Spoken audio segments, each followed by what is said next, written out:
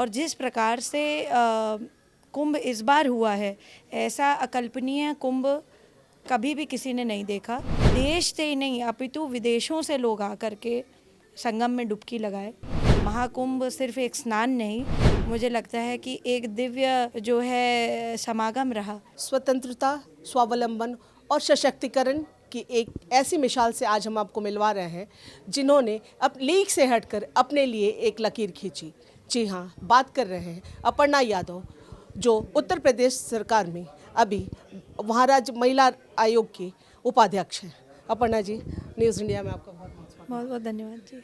Ma'am, बहुत पेचीदा रहा आपके लिए एक अलग से लकीर खींचना, चूँकि आप जिस परिपाटी से आती हैं, जिस परिवार से आती हैं, उस परिवार से बिल्कुल अलग हटकर आपने अपने लिए लकीर खींची। अब मैंने अपना रास्ता तय करा है। मैं समझती हूँ हर व्यक्ति को इस देश में स्वतंत्रता है कि वो अपना रास्ता चुन सकता है। और महिला सशक्तिकरण का मतलब सिर्फ ये नहीं कि हमारी बच्ची पढ़ लिख जाए और किसी सर्विसेज में लग जाए, वो प्राइवेट हों पब्लिक हों, यानी सरकारी जॉब्स में या प्राइवेटली। बट मुझे लगता है अपने लिए क्या सोचते हैं, आपके चिंतन में क्या है। और मुझे लगा कि मेरे लिए ये रास्ता अच्छा रहेगा, इसलिए मैंने इसको चयनित किया है।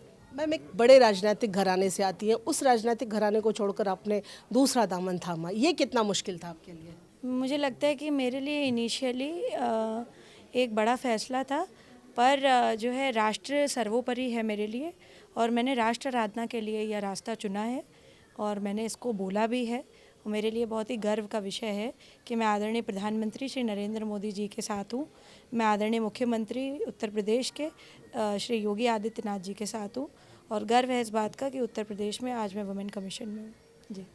मैम, माफ़ करेंगे, आपके जेठ यानी समाजवादी पार्टी के जो नेता है अखिलेश यादव, उन्होंने जिस तरह से कुंभ को लेकर बोला था, तो उसे आप कैसे लें?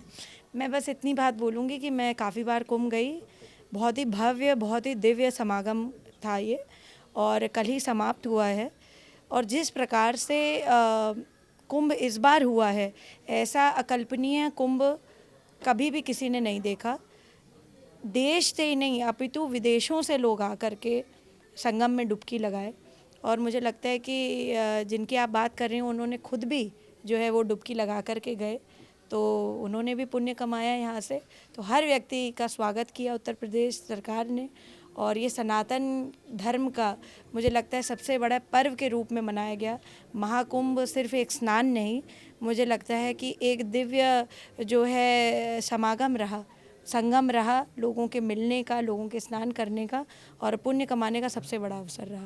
मैम, उत्तर प्रदेश के सबसे बड़े राजनीतिक घराने से आप रहीं और उस घराने से अलग हटकर बीजेपी को आपने चुना।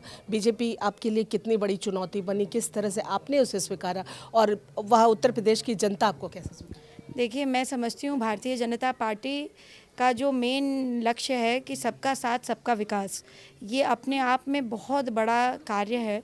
और इस को सिर्फ स्लोगन मात्र हमने दिया नहीं है, हमने करके दिखाया है। अपने निजी जीवन में भी मैं यही प्रयास करती हूँ कि मैं सबके लिए काम कर सकूँ और सबके विकास का ध्यान रख सकूँ। विमेन कमीशन में भी जितनी भी कंप्लेंट्स आती हैं, मैं उसको सिर्फ महिला के ही आधारशिला पे नहीं देखती हूँ, मैं अभी तो पुरुषों के भी उससे देखती हूँ लेंस से, क्योंकि काफ़ी सारे केसेस हमारे बीच में आते हैं जिसमें पुरुष जो है कई जगह आत्महत्या कर लेते हैं। अभी बीते दिनों दिसंबर में ही एक केस आया था जिसमें एक बहुत बड़े जो है सॉफ्टवेयर इंजीनियर ने आत्महत्या कर ली थी। देश का एक बहुत बड़ा जो है उसमें उसने काफ़ी सारी चीज़ें बोली थी। तो देश का बड़ा दुर्भाग्य रहा कि ऐसे व्यक्ति को हमें खोना पड़ा उन लोगों की वजह से जिन्होंने उसको बहुत ही प्रताड़ित किया मानसिक रूप से। तो एज़ कमीशन जो मेरा काम है मैं उसको करती हूँ, क्योंकि देखिए हर व्यक्ति जब अपना काम करेगा तब हम पार्टी का काम कर पाएंगे, तब हम देश का काम कर पाएंगे। तो अपना जहाँ पर भी हैं आप लोग, मैं आपके चैनल के माध्यम से भी सारे युवाओं से और लोगों से गुजारिश करूँगी कि जहाँ आप हैं वहाँ आप अपना अच्छा काम करिए जी। मैम, राज्य महिला आयोग के उपाध्यक्ष के पद पे हैं, महिलाओं के लिए क्या कुछ अलग ऐसा होना चाहिए उत्तर प्रदेश में जो आपको लगता है? देखिए, बहुत सारी चीज़ें हैं और उत्तर प्रदेश सरकार बहुत अच्छा काम कर रही है। जिस प्रकार की पहल उत्तर प्रदेश सरकार ने करी है आदरणीय मुख्यमंत्री श्री योगी जी के नेतृत्व में, मैं समझती हूँ कि ये बहुत अपने आप में एक बहुत बड़ा मुकाम हासिल किया है। सर्वप्रथम उनकी कन्या सुमंगला योजना, जो कि उनका जो है मास्टर प्लान है, जिसमें बच्ची के जन्म से लेकर के उसकी शादी तक के लिए उसको जो है फंड्स दिए जाते हैं। बर्थ सर्टिफिकेट के साथ साथ जो है बच्ची को लक्ष्मी योजना के तहत किट दिया जाता है।